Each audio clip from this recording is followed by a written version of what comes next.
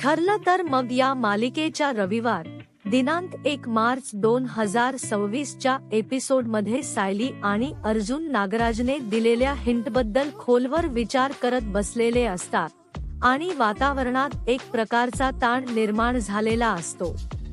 अर्जुन सायलीला मयसभा म्हणजे काय असं विचारतो, तेव्हा ती शांतपणे त्याला महाभारतातला किस्सा समजावून सांगायला सुरुवात करते. ती सांगते की महाभारतात मयसभेचा उल्लेख येतो, जिथे दानवमयाने अशी एक सभा उभारलेली असते जी पूर्णपणे मायाजाळाने भरलेली असते.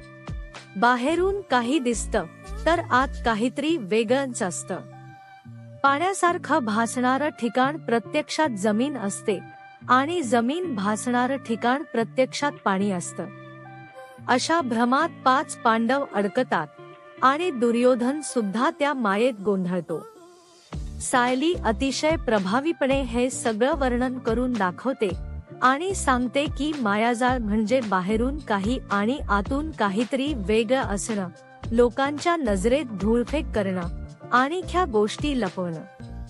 अर्जुन तिचं बोलणं लक्षपूर्वक ऐकत असतो आणि त्याला जाणवतं की नागराजने दिलेली हिंट नुसती साधी नाही, तर त्यामागे मोठा अर्थ दडलेला आहे. नागराजने सुचवलं होतं की त्यांच्या घरातही असंच एक मायाजाळ आहे. त्यामुळे कोड सोडवण्यासाठी सायली आणि अर्जुन दोघंही जमिनीवर बसून एकेका कुटुंबातील सदस्याचा विचार करू लागतात. सुरुवात पूर्ण आजीपासून होते.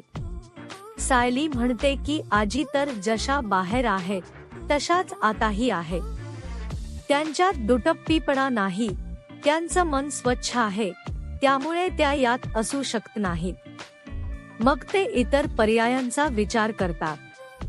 प्रत्येकाच्या स्वभावाचा बारकाईने विचार करतात. कोण आत एक आणि बाहेर एक वागतं का, कोण खोटं बोलतं का, कोणाच्या वागण्यात विसंगती आहे का, याचा ते छडा लावू पाहतात. दरम्यान दुसरीकडे सचिन अस्मिताला झोपवण्यासाठी तिच्या दुधात जायफळ पावडर मिसळतो.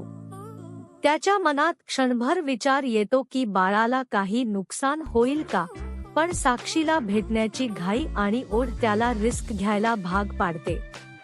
अस्मिता आल्यावर तो तिच्याशी लाडात बोलतो, तिला शांत करतो, तिच्या डोक्यावरून हात फिरवतो आणि तिला झोपवतो. अस्मिता पुन्हा त्याच्या नाटकाला भुलते आणि निर्धास्त झोपते. सचिन सावधपणे बाहेर पडायला निघतो, पण त्याला समोर सायली आणि अर्जुन दिसतात, त्यामुळे तो पुन्हा आत जातो.